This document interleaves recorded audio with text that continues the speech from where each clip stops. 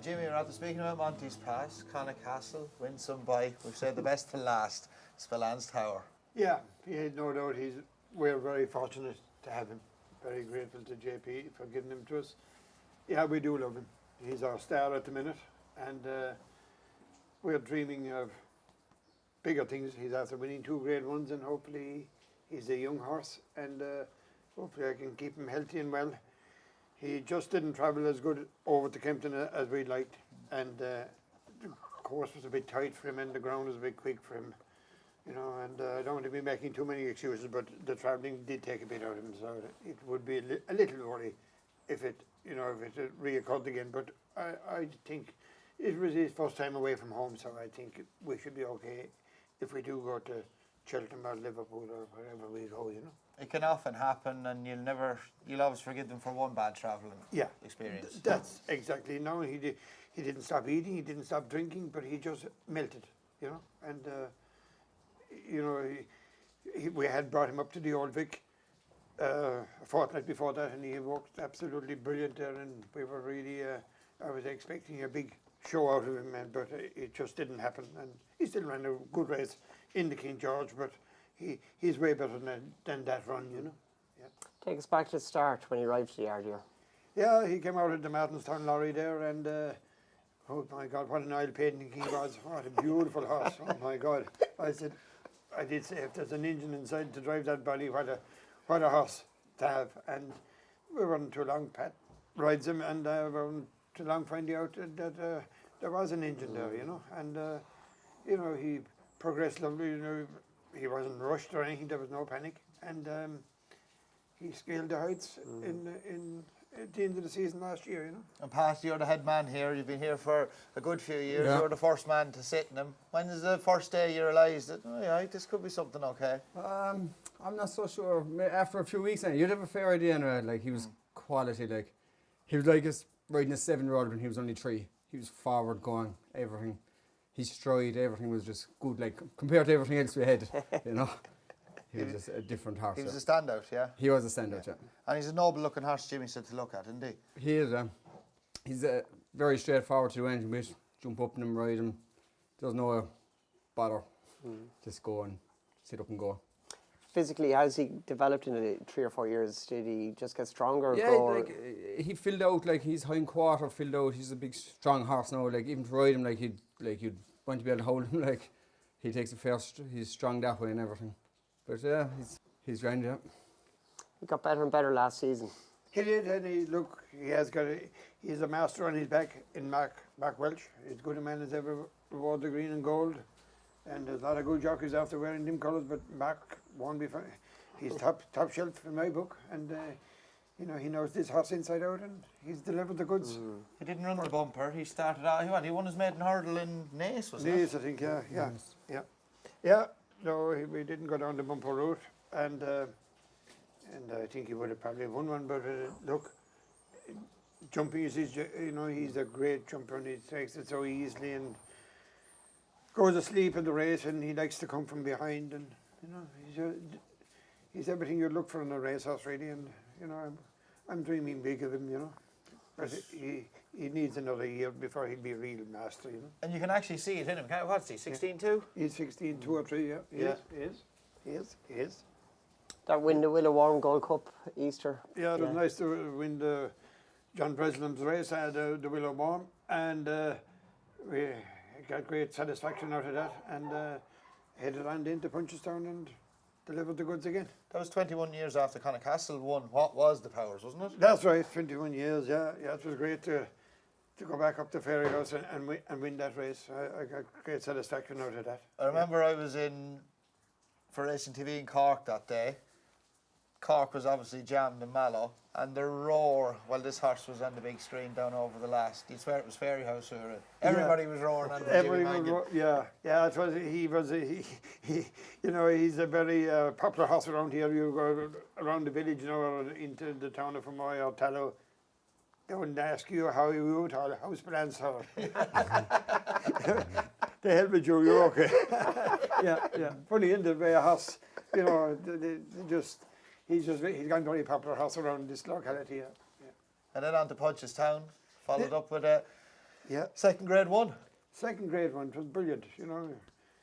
That was a bit put me only to a couple of winners that I had, grade ones, you know. But anyway, yeah, it was great really, and I was so delighted for the McManus family, especially Noreen, who bred him and still has the dam, and it was great, you know, it was great. So it's a hard thing to do, you know. So I had to breed a win and mind a grade one winner. You know? Yeah. And Jimmy, the reception you got that day in Punchestown, everybody was behind you and the horse and all the team. That must have meant so much to you. And you could see you got quite emotional that day. Oh yeah, it was incredible really. You know, them things, you know, if they wouldn't get to you, nothing would really, you know.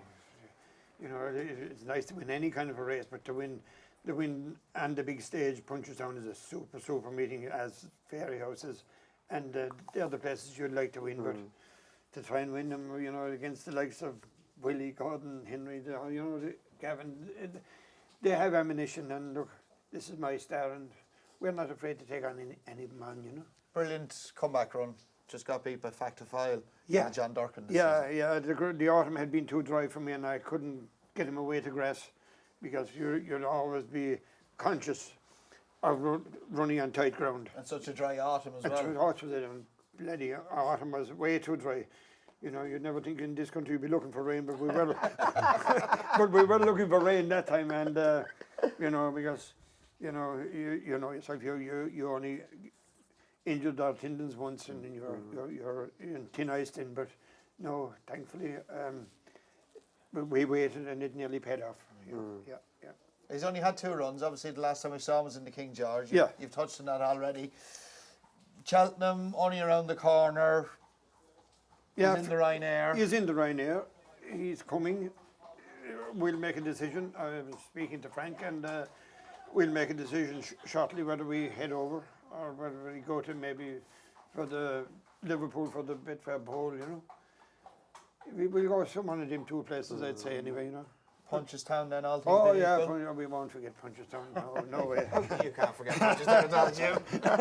No way will we forget Punchestown, yeah. All going well, the ground, of course, dependent again, you know yourself. And you mentioned 2.5 miles, obviously Ryanair, Cheltenham, and maybe 3 miles at Aintree, but into next season, can you see him stretching out beyond that 3 mile trip? Oh, I'd say he would. He's, you know, the way he comes, he can go asleep, and he can come with that rattler of a run, you know, and yeah, he can only get better with age, you know, and if everything stays sound and his mind stays right, we're away, you know. Yeah. And he does, that's key to him there. There's a lot going on here today, and he's just taking it all in stride. He's a great mind, isn't he? Lovely character, lovely character, because, you know, some of them, they tell me that they can be a bit on the hot side. We cannot say anything like that about this fella. No, Pat rides him every day, and, you know, there's never a bother. He's just cool as a cucumber, really. Yeah. Pat, what does it mean to be closely associated with a horse with this lad's potential? Because he is, there's very little mileage on the clock. Very little mileage, yeah. Oh, sure, it's unbelievable. I never thought I'd be riding out a horse like him. Even though I used to ride out Conor Castle too, and he's the other grade one he had. No, I can't believe I'm privileged, to be honest. Can't believe it's just a dream to have a horse like him, to be honest. And how does he compare to Conor Castle? I know I hate comparing horse to different generations, but Conor Castle just have a savage turn of foot, kind of. Even in a bit of work, say you just ask him to go and he'd just quicken for maybe a furlong. Whereas this fella, you get him rolling and he just keeps going. yeah. Conor used to keep going. He could go over the sport and that was it. He was done in, kind of. Whereas this fella, I've never got this fella to the end of him, if you know what I mean. Yeah. Not that you'd want to, like, but Yeah. no matter how fast you're going, you're never in danger. You're not going to get to the top of the gallop or anything. He travels and travels and travels. And you're always comfortable, like cruising speed, I think. Yeah. How long are you with Jimmy and Mary? Oh, since 2002. Yeah. The year before, Monty won the national. Right. So I sorted them out.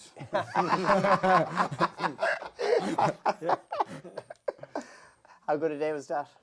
Oh, it was unbelievable. Like, and sure, like I thought it was easy. Then I was only here a few months or whatever, 6 months.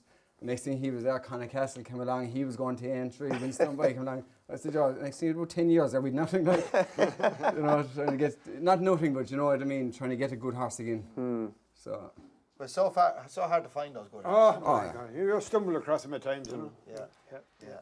So they just arrive in the yard like that for the day, you know. Very lucky. Yeah. Yeah. And in those barren years, those quiet years, did you ever think about, right, I'm going to concentrate more on the breeding and the farming? I didn't really. I said all racing is in my blood really, and you know, I just love going racing. And, you know, you meet some great people. You have a great day out. Even if I wouldn't have a runner, I'd go racing if I could. Yeah, which we often meet, Yeah. You meet some great characters. You know, and that's what life's about. You know. Yeah. How good is this lad? I think he'll go right to the top. I think so. Yeah. What do you think his ideal trip is? Well, I'd say he'll be a 3 miler. 3 miler. Yeah. Doesn't lack pace either, lads. Does He does No, not he's not like slow, pace. no. No, he will not be. He wouldn't be found wanting in a shorter race.